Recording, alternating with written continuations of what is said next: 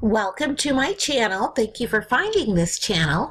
And this is a brand new channel that was started when the Real Housewives of Potomac season began. And so we are discussing the Real Housewives of Potomac season 1, this time episode 5. So stay tuned. Very recently, a website put out an article answering the question of why the Real Housewives of Potomac cast happens to be all black. The reason why this website has decided to address this question is because there's a lot of chatter in social media about why the quote-unquote face of Potomac happens to be a non-white cast when Potomac is 75% white and 25% non-white. It happens to be 10% black and Hispanic, however. So I think that has not been mentioned in many of the articles about Potomac. The perception is that Potomac hardly has any non-white people, when that's not actually the case. 3/4 of the population is white, but 1/4 of the population is a sizable segment of the population for that to be a community that can be considered fairly diverse for that part of Maryland. The only person on the cast who actually grew up in Potomac is Katie. Even in Giselle's information, she mentions that she grew up in the area. Well, in the area in Maryland could be so many different suburbs. So she did not grow up in Potomac, but Katie did, and she grew up there with her parents, and that has been mentioned on the show. What isn't mentioned is that the foundation that Katie is now the director of is a tribute to her father, but her mother was actually divorced from him, and she decided after his death to create a foundation as a tribute to his life, which I think speaks very well for an ex-wife to do. So as far as the cast, Robin, I believe, did not grow up in Potomac either. I think she grew up in Owings Mills, which is another suburb in Maryland, but I'm not quite sure about that. But none of the cast actually owns a home in Potomac except for Karen.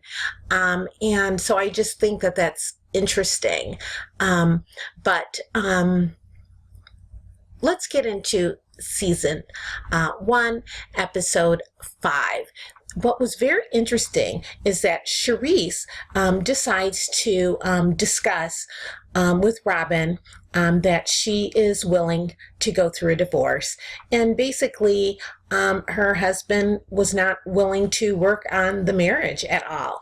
And so she actually had no choice but to accept his decision that he would no longer be part of the marriage. And she may have wanted to hold on to that marriage because she wanted her children somehow to have married parents. But if their father has not lived in the home with them for 3 years, I think she can kiss that fantasy goodbye.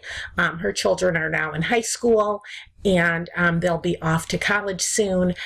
Part of the footage in episode 4, she mentions that the children had flown to New Jersey to visit their father for the weekend. So clearly they're already in that mode of commuting and spending time with both parents. What was interesting was Charisse is 50 years old, and she is having Robin read out loud on camera a text message that she sent to her soon-to-be ex-husband. I thought that was just childish and petty, and something that probably the audience would expect from somebody like Ashley, who was in their 20s. If you're going through a divorce, why would you be even sharing correspondence that you are sending to your soon-to-be ex with anybody, let alone having them read it out loud on camera on a TV show? It's just really tacky, and particularly coming from someone who's always policing everyone else's tacky behavior. At another point in the episode, Karen throws this party, and it's supposed to be a couple's party. And Charisse even mentions that she was wondering why she was invited when the invitation said, bring your own man.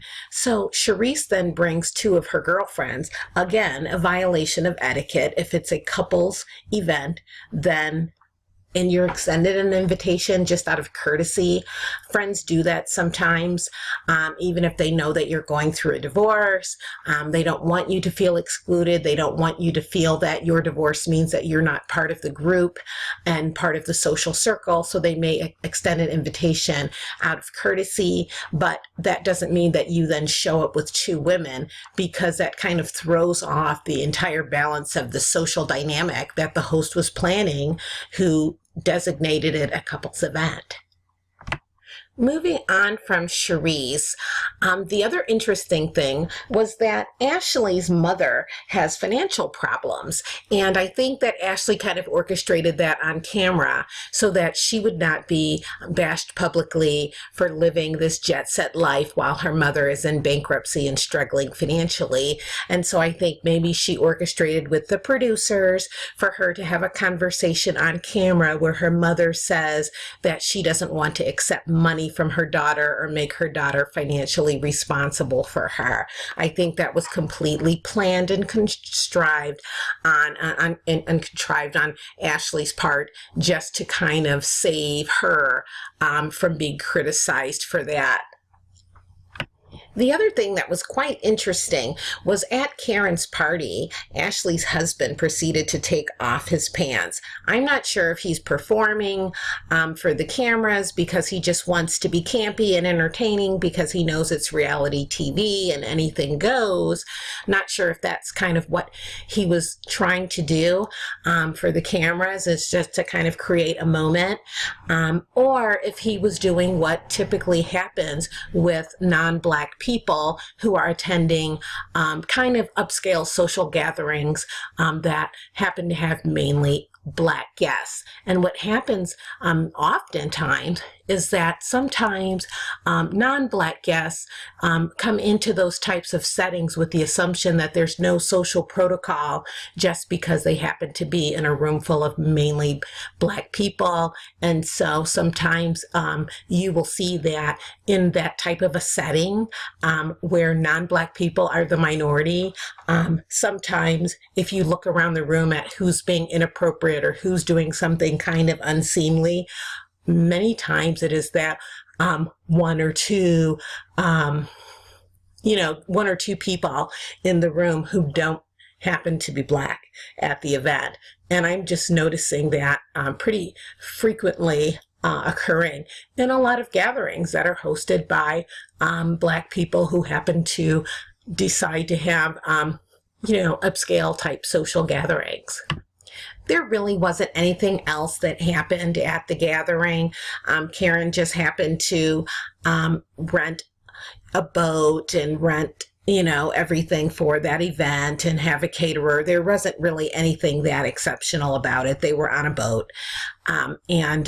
So there really isn't anything more to tell about that event. But let's get into Karen and Giselle insinuating that Katie may have been under the influence of drugs. That is just a very nasty insinuation to make about somebody who is in the philanthropic community, who is in their social circle, who's a mother, who's a director of an established foundation. Her mother is very prominent socially in Potomac. And so to even broach that conversation while cameras are rolling is just very vicious, and it's just very uncalled for. And there could be many things that Katie could mention about, Giselle's husband or things like that. And Katie hasn't done that. So I just think that that's very inappropriate and very mean-spirited for them to even produce that conversation while the cameras are rolling, even if they were sincerely concerned about Katie's behavior at Ashley's birthday party.